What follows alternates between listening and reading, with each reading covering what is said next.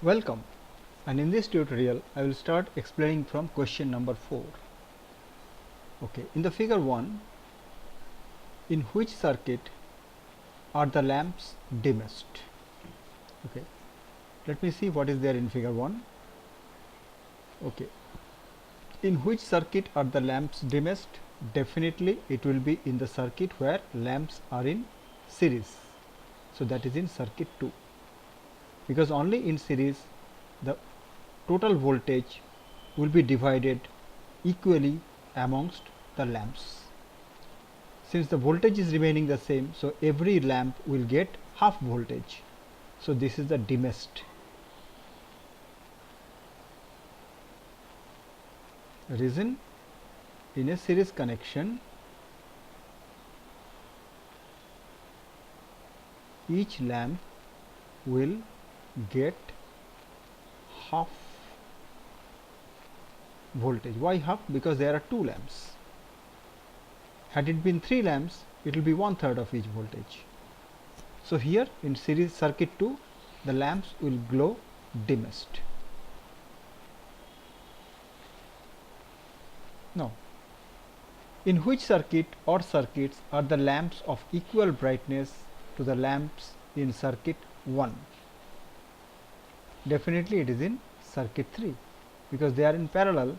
So every lamp will get the entire voltage of the battery. That is the beauty, that is the advantage of a parallel circuit. So here it will be as bright as in 1, because in circuit 1 it is very bright, because here there is only one lamp, it is getting the entire power supply from the battery, so it will be the brightest. And in circuit 3 also it will be equally bright, because every lamp is getting the same voltage. In circuit 1 there is no sharing. Even though in circuit 3 2 lamps will share the same battery, but still every lamp will get the same voltage, so they will be glowing with equal brightness. And which circuit gives out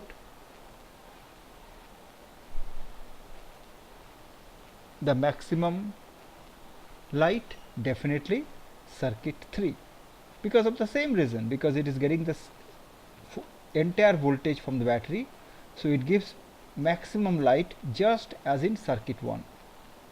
So that means circuit 1 and circuit 3 gives the maximum light. Figure 2. Which of the following statement is correct? When S1 and S2 are closed, when S1 and S2 are closed, lamps A and B are lit. See, the thing is, when S1 and S2 both are closed, lamp A and B will be lit, definitely. But even if whether S2 is closed or S2 is open, lamp A and B will be lit, because whether lamp A and B will work or not work depends only upon S1, because lamp A and B are in series. So this statement is definitely not correct statement, because nothing depends upon S2 here. S2 is not required at all. The switch S2 is not required. So for lamp A and B to lit, it is enough if S1 is closed. It doesn't matter whether S2 is closed or S2 is open. S2 has no role to play here. Option B. With S1 open and S2 closed, A is lit and B is not lit. With S1 open and S2 closed. Okay, if S1 is open, nothing will work. So this statement is incorrect.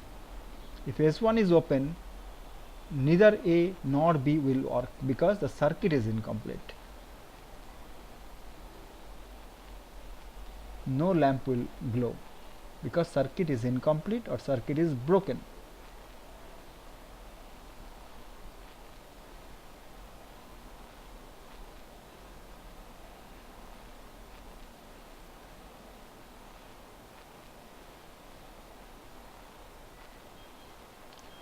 With S2 open and S1 closed, A and B are lit. With S2 open and S1 closed, both A and B are lit. That is correct. As long as S1 is closed, A and B will lit. So this is correct. So if S1 is closed and S2 is open, both A and B will lit. Even if S2 is closed, both will lit, but doesn't matter. In fact, if S2 is closed, there is a problem. The lamp A may not glow because current will flow through S2. So this statement is correct. S2 is open and S1 is closed. Both lamp A and both lamp will remain lit. Whereas if S1 is closed and S2 is open, S1 closed and S2 open, then nothing will work because it is in series and circuit will be broken, so it will not work. So for these two lamps to glow, S1 has to be closed and S2 has to remain open. Even if S2 remains closed, is likely that current will escape lamp A and pass through S2 and only lamp B will glow, because the resistance in lamp A is much higher than the resistance in switch S2. So for both lamp A and B to glow, S2 has to remain open and S1 has to remain closed.